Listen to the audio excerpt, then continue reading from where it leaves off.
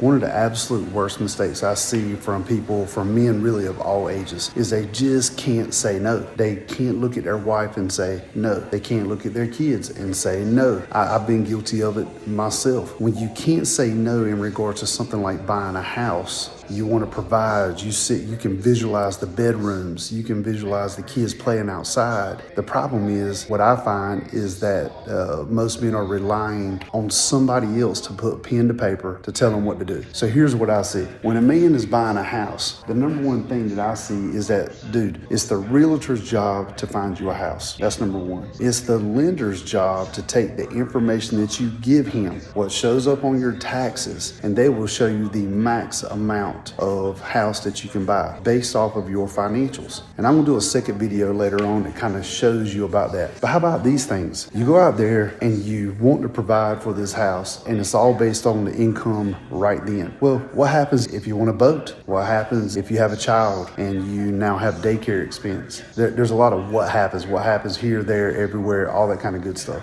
It is your job as the person, as the man of the house. And if that is a dual role where you guys are working together, saying no to each other is the greatest love. It's the greatest love that you can give each other and say, hey, listen, this is what we need to do right now. So I'll give you an example. I worked with many people over the last 5 years, especially like during COVID, where people were buying max house, but the interest rates were lower. So these people went out and they bought max house with a low interest rate, and now they can't move because they utilized every penny of what the lender said was the max part. It's not the lender's job to talk you out of buying a house or to maxing out the amount of money that they tell you that you can use. It is your job to control yourself, not the lender's job, not the realtor's job, not anybody else's job but yourself. So you have to look at it, buying a house, I realize it's an emotional buy, but it needs to be a solid business buy also. And so you have to be able to almost, I know it sounds boring, but you have to be able to like look down the road 5 years and say, well, what do we do if these things happen? And then what if my income does not grow past inflation?